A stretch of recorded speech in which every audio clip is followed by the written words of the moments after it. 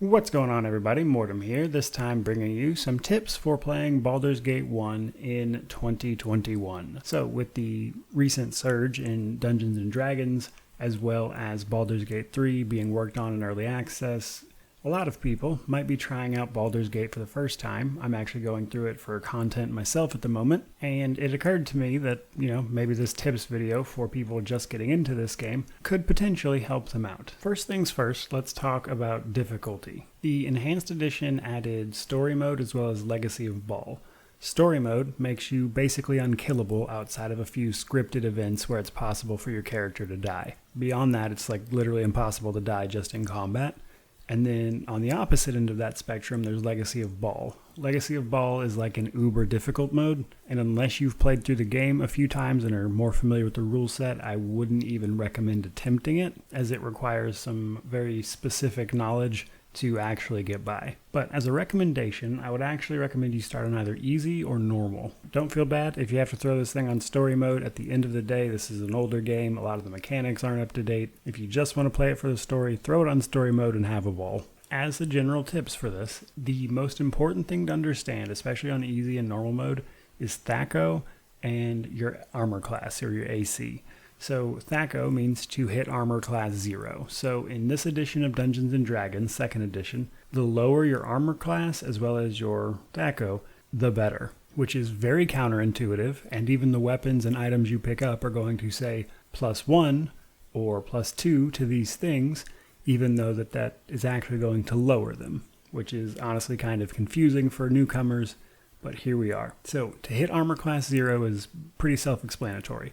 That is the number you would need to roll to hit something with an armor class of 0. Now that will then be further modified by the enemy's actual armor class. For instance, if your to hit armor class 0 is 15, but the enemy actually has an armor class of 3, then you would only have to roll a 12 to hit that person. Now, ultimately, the way it's presented is very much so a little confusing, and that's why later editions moved away from it. But nonetheless, once you get the concept, it's really not that complicated. At the higher end of core and hard and insane difficulty, that level of play really revolves around understanding the magic system, the spells, the summons, the buffs you need to use in order to be effective, how to lock your enemies down, how to keep them distracted, as well as, honestly, just a party composition that's going to allow you to do that. Because as a quick example, a party that is viable on normal is not necessarily viable on Legacy of Baal, because once you get to the Legacy difficulty, defense is meaningless at that level, because the enemies are getting so many bonuses to their THAC0 and stuff that you just are going to get hit, basically.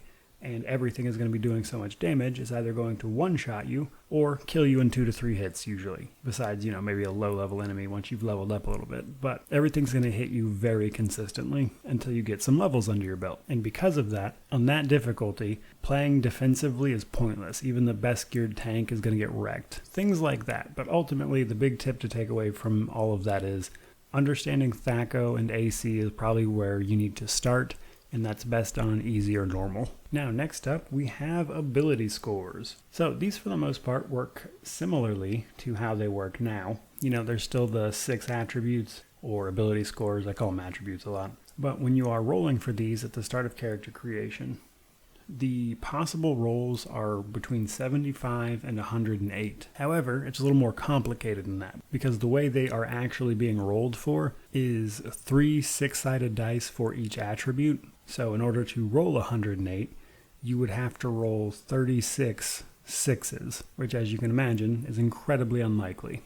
Now there's a little variation to it behind the scenes as well, because each class you're playing actually also has a minimum attribute score, and if the roll is lower than that, the game will just bump it up to that. So there's little oddities here and there behind the scenes as you roll for these. But that said, I want to talk more specifically about the actual ability scores, not just how to roll for them. Wisdom and charisma will affect conversations that you can have in-game. It won't tell you that that's what's happening, but that's what's happening. Depending on the character you are using to talk's charisma, it will vastly change conversations. There are also interactions where wisdom comes into play, however, much less so, and usually not as drastically important as charisma. But understand, even if you're not seeing like a speech option, it's still happening depending on what you're saying. Honestly, if you're not playing someone who uses priest spells, which in this particular edition of D&D includes druids and things where they might be called like a divine caster these days. Technically those spells fall under the priest school in this edition, but if you are using priest spells,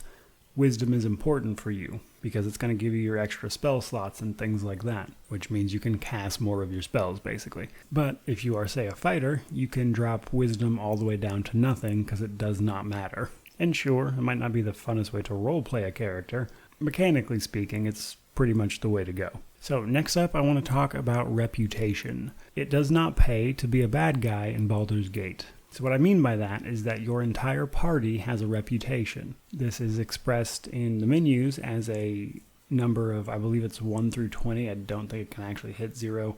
Anything below like 4 is considered despised. You do not want to hit despised, because if your reputation gets that low, guards in cities will often turn hostile. They might even like send bounty hunters after you. Once the guards turn hostile in a town, if you kill a guard, even in self-defense in that situation, the entire settlement will turn hostile on you. Most of your party members will leave outright, and it's a real problem. Now, this is where the alignment of your party can be important. While you can definitely play a lawful evil party, you might not necessarily want to do the most outrageously evil thing all the time, because that's going to drop your reputation, and having lawful evil party members will also drop your reputation, and it's real easy to fall into that despised area, and honestly it's just more trouble than it's worth. Additionally, having high reputation actually gives you a very substantial discount at stores. Next up, I want to talk about the race and classes.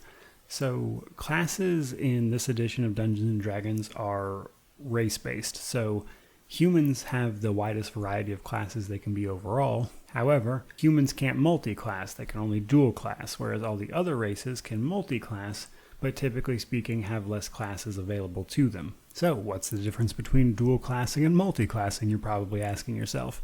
Well, to put it very simply, multi-classing is leveling up 2 classes at the same time.